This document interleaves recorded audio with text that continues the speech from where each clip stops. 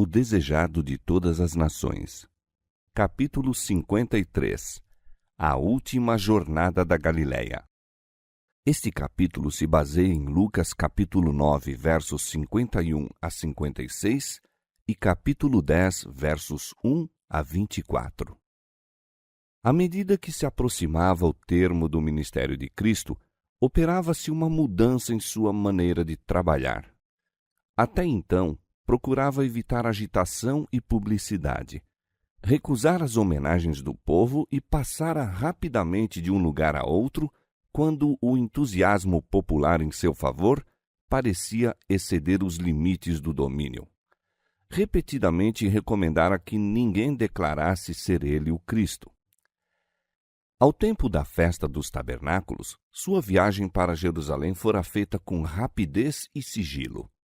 Quando solicitado por seus irmãos a se apresentar publicamente como o Messias, respondera: "Ainda não é chegado o meu tempo."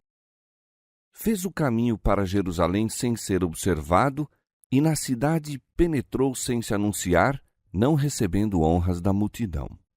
Assim não se deu, porém, quando de sua última viagem. Em razão da malícia dos sacerdotes e rabinos, deixara Jerusalém por algum tempo, mas agora se dispôs a voltar, jornadeando publicamente numa viagem cheia de rodeios e precedida de anúncios de sua aproximação como nunca dantes fizera. Ia avançando para a cena de seu grande sacrifício e para este devia ser dirigida a atenção do povo.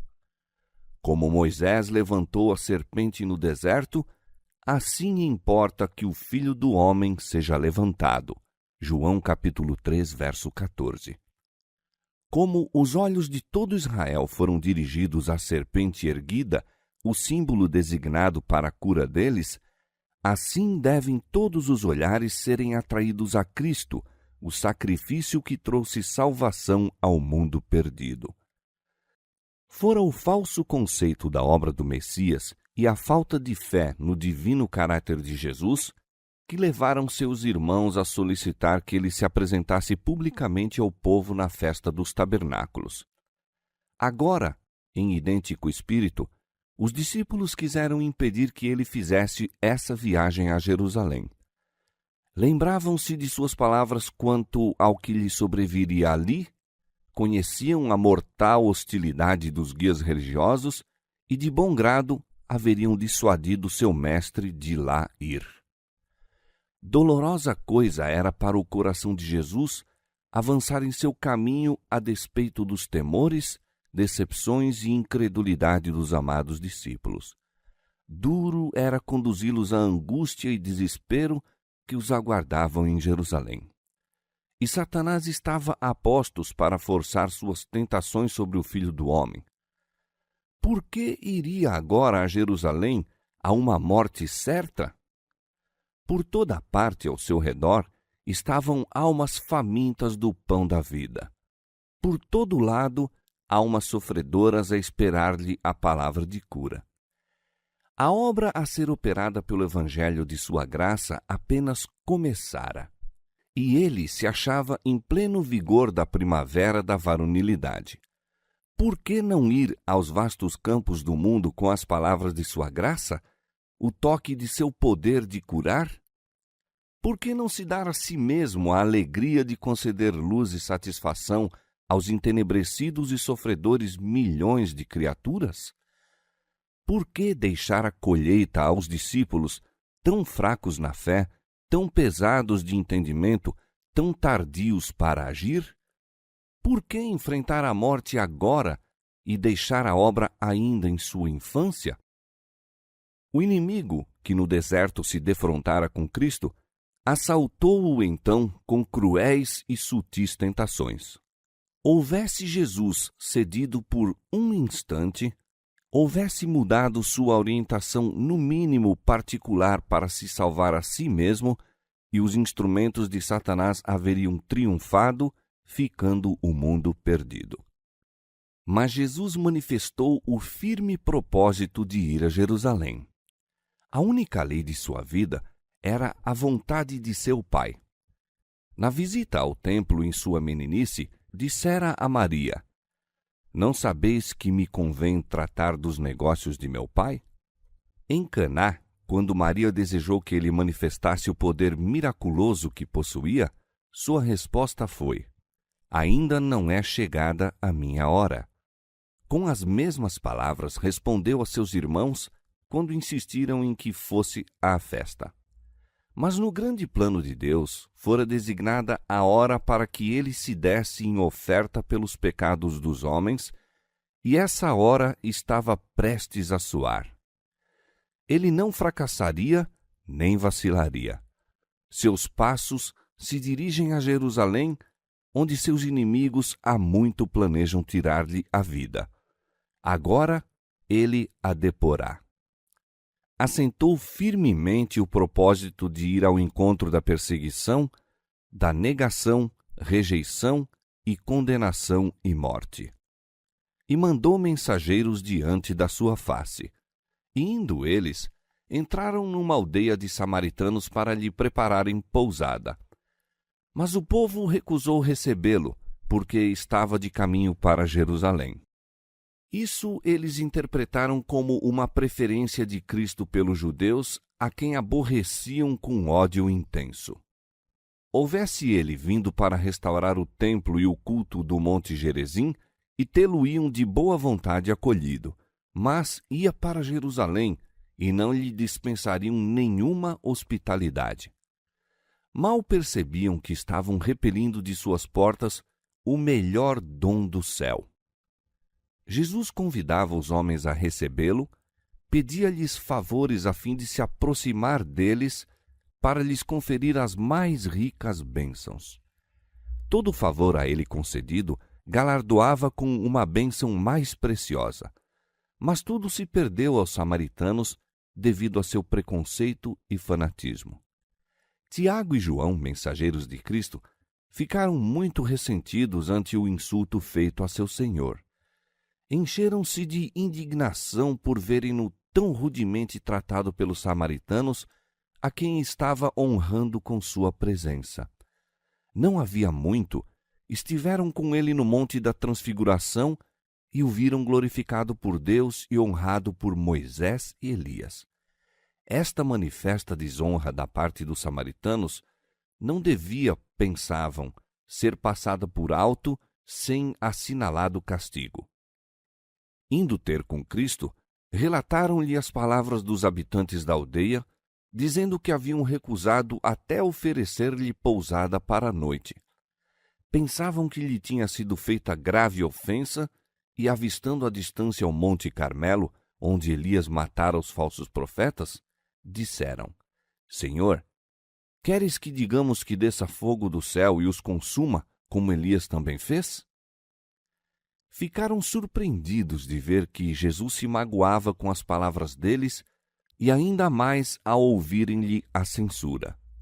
Vós não sabeis de que espírito sois, porque o Filho do Homem não veio para destruir as almas dos homens, mas para salvá-las. E foi para outra aldeia. Não faz parte da missão de Cristo obrigar os homens a recebê-lo. Satanás e homens movidos por seu espírito é que buscam forçar a consciência. Sob pretendido zelo pela justiça, homens aliados a anjos maus infligem sofrimento aos semelhantes a fim de os converter às suas ideias religiosas. Mas Cristo está sempre mostrando misericórdia, sempre procurando conquistar mediante a revelação de seu amor. Não pode admitir rival na alma, nem aceita serviço parcial, mas deseja apenas o serviço voluntário, a espontânea entrega do coração constrangido pelo amor. Não há mais concludente prova de possuirmos o espírito de Satanás do que a disposição de causar dano e destruir aos que não apreciam nossa obra ou procedem em contrário a nossas ideias. Toda criatura humana é corpo, alma e espírito, propriedade de Deus. Cristo morreu para redimir a todos.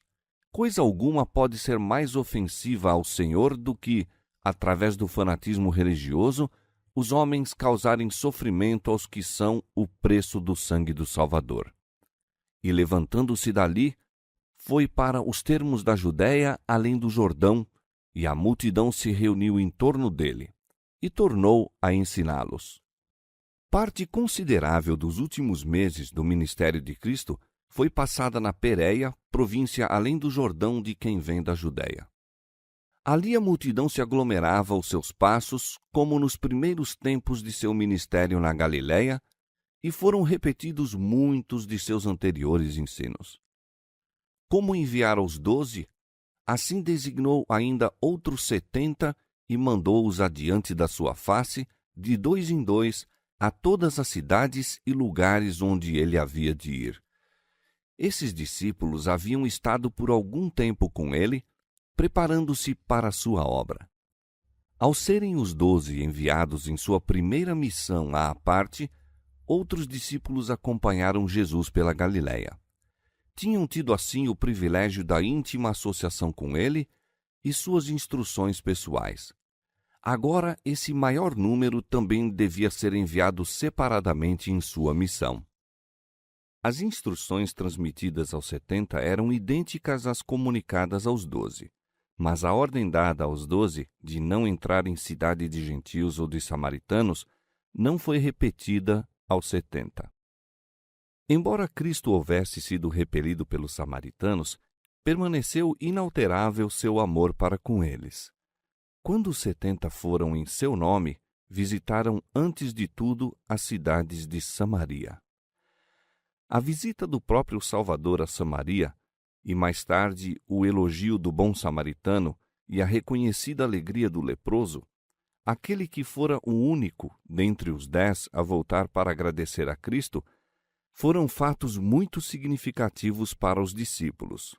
A lição penetrou-lhes fundo na alma. Na comissão que lhes deu exatamente antes de sua ascensão, Jesus mencionou Samaria juntamente com Jerusalém e a Judéia como sendo os lugares onde deviam ir primeiramente pregar o Evangelho. Esta comissão, seus ensinos os prepararam para cumprir. Quando, em nome de seu mestre, foram a Samaria, encontraram o povo pronto a recebê-los. Os samaritanos tinham ouvido falar nas palavras de louvor e nas obras de misericórdia concedidas por Cristo a homens de sua nação. Viram que, não obstante o rude tratamento que lhe deram, ele só tinha pensamentos de amor a seu respeito e seu coração foi conquistado. Depois de sua ascensão, receberam bem os mensageiros do Salvador e os discípulos recolheram uma preciosa messe dentre os que outrora haviam sido seus mais acérrimos inimigos. A cana trilhada não quebrará, nem apagará o pavio que fumega. Em verdade produzirá o juízo, e no seu nome os gentios esperarão. Ao enviar os 70, Jesus lhes recomendou, como fizera aos 12, não impor sua presença onde não fossem bem acolhidos. Em qualquer cidade em que entrardes e não vos receberem, disse, saindo por suas ruas, dizei, até o pó que da vossa cidade se nos apegou, sacudimos sobre vós. Sabei com tudo isto, que já o reino de Deus é chegado a vós. Não deviam proceder assim por motivos de ressentimento ou de dignidade ferida, mas para mostrar quão ofensivo é recusar a mensagem do Senhor ou seus mensageiros. Rejeitar os servos do Senhor é rejeitar o próprio Cristo. E digo-vos, acrescentou Jesus, que mais tolerância haverá naquele dia para Sodoma do que para aquela cidade. Então seus pensamentos se volveram para as cidades galileias onde se realizara tão grande parte de seu ministério. Em acentos de profunda tristeza, exclamou, ai de ti, Corazim, ai de ti, Betsaida, que se em Tiro e em Sidom se fizessem as maravilhas que em vós foram feitas, já há muito, assentadas em saco e cinza, se teriam arrependido.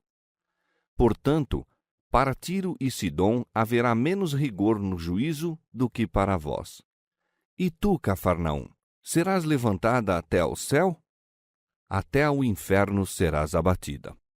Aquelas ativas cidades junto ao mar da Galileia haviam sido abundantemente oferecidas as mais preciosas bênçãos do céu.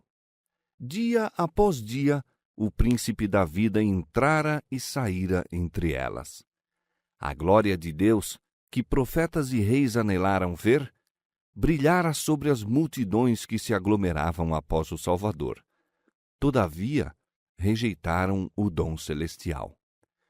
Com grande ostentação de prudência, haviam os rabinos advertido o povo contra a recepção das novas doutrinas ensinadas por esse novo mestre, pois suas teorias e costumes eram contrários aos ensinos dos pais.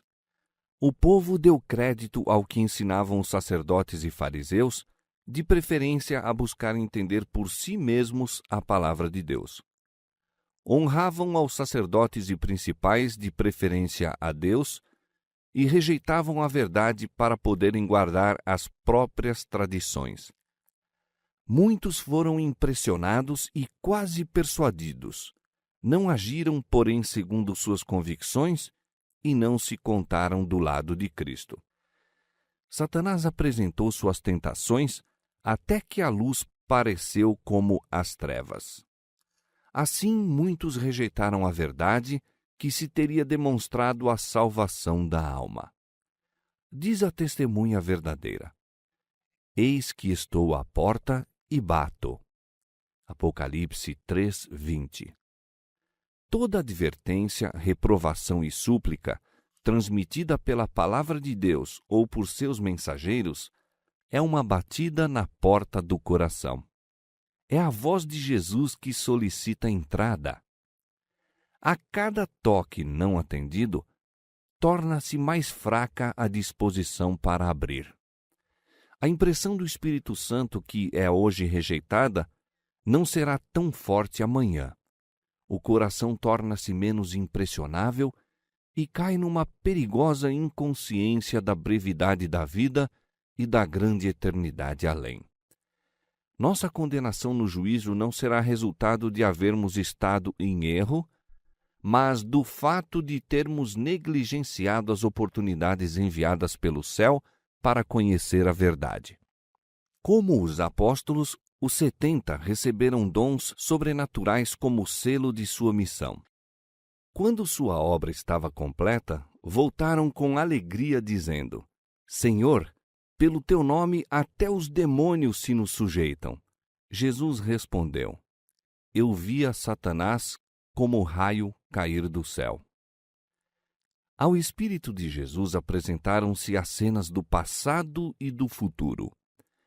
Contemplou Lúcifer ao ser, no princípio, expulso dos lugares celestiais. Viu antecipadamente as cenas de sua própria agonia, quando perante todos os mundos havia de revelar-se o caráter do enganador. Ouviu o brado "Está consumado", anunciando estar para sempre assegurada a redenção da raça perdida e achar-se eternamente a salvo das acusações, enganos e pretensões de Satanás. Para além da cruz do Calvário, com sua angústia e opróbrio, contemplou Jesus o grande dia final, quando o príncipe das potestades do ar encontrará sua destruição na terra tão longamente desfigurada por sua rebelião. Jesus contemplou a obra do mal para sempre finda e a paz de Deus enchendo o céu e a terra. Daí em diante, os seguidores de Cristo haviam de olhar a Satanás como inimigo vencido. Na cruz havia de alcançar a vitória por eles. Essa vitória queria Jesus que aceitassem como deles mesmos. Eis que vos dou poder para pisar serpentes e escorpiões e toda a força do inimigo, e nada vos fará dano algum. A onipotente força do Espírito Santo é a defesa de toda a alma contrita. A ninguém que, em arrependimento e fé, haja invocado sua proteção, permitirá Cristo que caia sob o poder do inimigo. O Salvador se acha ao lado de suas criaturas tentadas e provadas. Com ele não pode haver coisa como fracasso, perda, impossibilidade ou derrota. Podemos fazer todas as coisas por meio daquele que nos fortalece. Ao sobrevirem as tentações e provas, não espereis até haver desajustado todas as dificuldades, mas olhai a Jesus, vosso ajudador. Há cristãos que falam demais sobre o poder de Satanás. Pensam em seu adversário, oram a seu respeito, falam nele, e ele avulta mais e mais em sua imaginação. É certo que Satanás é um ser poderoso, mas, graças a Deus, temos um forte Salvador que expulsou do céu o maligno. Satanás regozija-se quando lhe engrandecemos a força. Por que não falar em Jesus? Por que não exaltar seu poder e seu amor? O arco-íris da promessa que circunda o trono no alto é um perpétuo testemunho de que Deus amou o mundo de tal maneira que deu o seu Filho unigênito para que todo aquele que nele crê não pereça, mas tenha a vida eterna.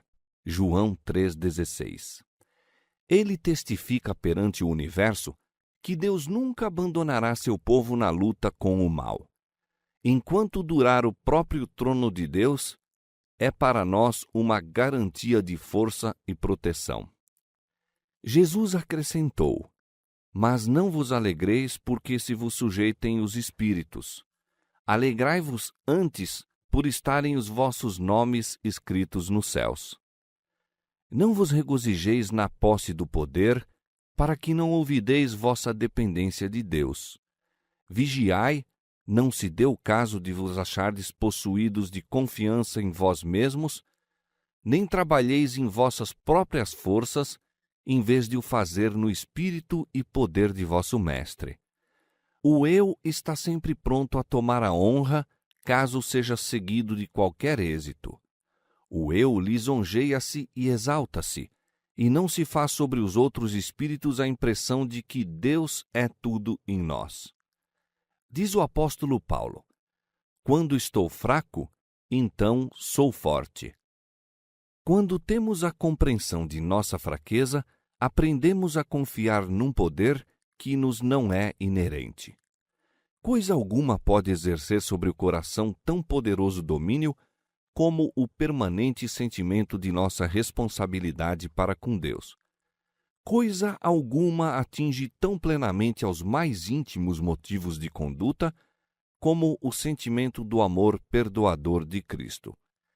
Temos de pôr-nos em contato com Deus, então seremos possuídos de seu Espírito Santo que nos habilita a pôr-nos em contato com nossos semelhantes. Regozijai-vos, pois, de que, por meio de Cristo, vos tenhais ligado a Deus, vos tenhais tornado membros da família celestial. Enquanto puserdes os olhos para além de vós mesmos, haveis de experimentar contínuo sentimento da fraqueza da humanidade. Quanto menos acariciardes o próprio eu, tanto mais distinta e ampla se tornará vossa compreensão da excelência de vosso Salvador. Quanto mais intimamente vos relacionardes com a fonte da luz e do poder, tanto mais abundante a luz que sobre vós incidirá, e maior o poder com que haveis de trabalhar para Deus. Regozijai-vos de ser um com Deus, um com Cristo e com toda a família do céu. Ao escutarem os 70 as palavras de Cristo, o Espírito Santo lhes estava impressionando a mente com realidades vivas e escrevendo a verdade na tábua do coração. Embora rodeados pelo povo, achavam-se como que isolados com Deus. Sabendo que haviam recebido a inspiração daquela hora, alegrou-se Jesus no Espírito Santo e disse: Graças te dou, ó Pai, Senhor do céu e da terra, que escondestes estas coisas aos sábios e inteligentes e as revelastes às criancinhas. Assim é, ó Pai, porque assim te aprouve. Tudo por meu Pai me foi entregue, e ninguém conhece quem é o Filho senão o Pai, nem quem é o Pai senão o Filho, e aquele a quem o Filho o quiser revelar. Os homens honrados neste mundo, os chamados grandes e sábios, com toda a sua alardeada sabedoria, não podiam compreender o caráter de Cristo. Julgavam-no segundo as aparências exteriores, segundo a humilhação que lhe sobreveio como criatura humana. Mas a pescadores e publicanos fora concedido ver o invisível. Os próprios discípulos deixaram de compreender tudo quanto Jesus lhes desejava revelar. Mas de quando em quando, ao entregarem-se ao poder do Espírito Santo, sua mente era iluminada. Percebiam que o poderoso Deus, revestido da humanidade, se achava entre eles. Jesus regozijava-se de que, embora os sábios e inteligentes não possuíssem esse conhecimento, houvesse ele sido revelado a esses humildes homens. Frequentemente, ao apresentar as Escrituras do Velho Testamento e mostrar sua aplicação a ele próprio e à sua obra de expiação, haviam sido despertados por seu espírito e erguidos à atmosfera celestial. Tinham das verdades espirituais de que falavam os profetas uma compreensão mais clara do que possuíam os próprios que originalmente as escreveram. Daí em diante, poderiam ler as Escrituras do Velho Testamento não segundo as doutrinas dos escribas e fariseus, não como declarações de sábios já mortos, mas como uma nova revelação vinda de Deus. Contemplavam aquele que vós o conheceis, porque habita convosco e está entre vós. João 14:17. A única maneira por que podemos obter mais perfeita compreensão da verdade é conservar o coração brando e submisso ao Espírito de Cristo. A alma deve ser purificada da vaidade e do orgulho, esvaziada de tudo quanto a tem dominado e Cristo entronizado no interior. A ciência humana é demasiado limitada para compreender a expiação. O plano da redenção é de tão vasto alcance que a filosofia não o pode explicar.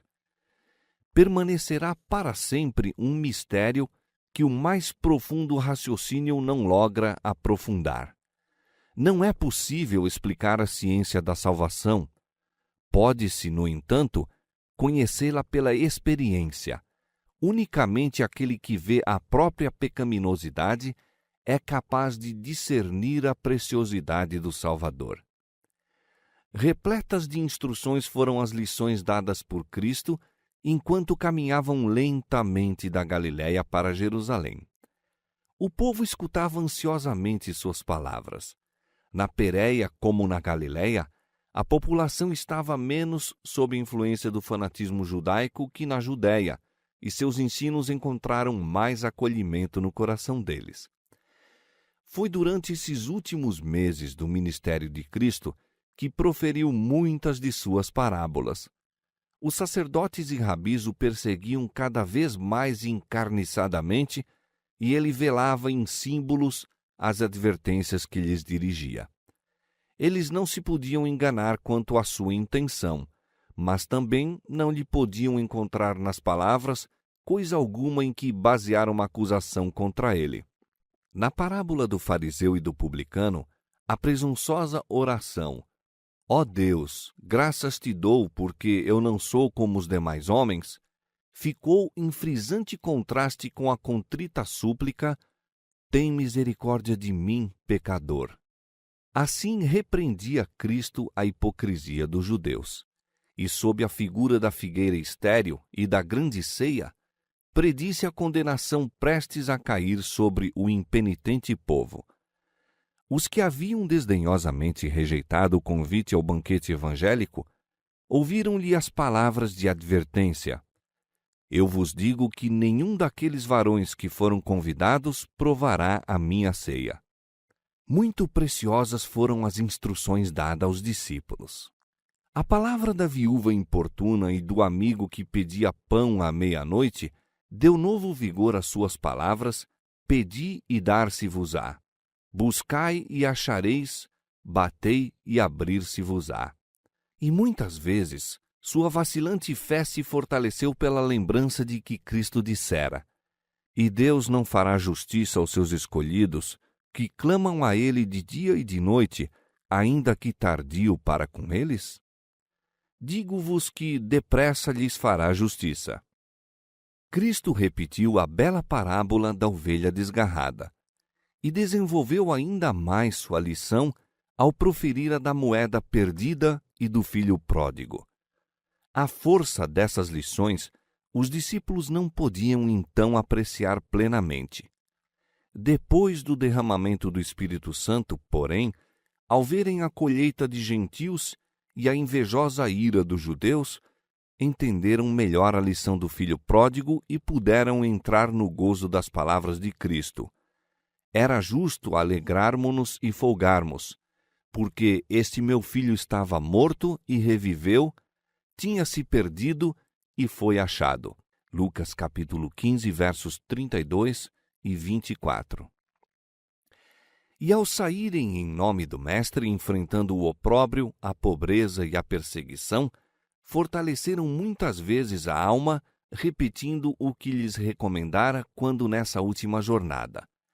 Não temas, ó pequeno rebanho, porque a vosso Pai agradou dar-vos o reino. Vendei o que tendes e dai esmolas.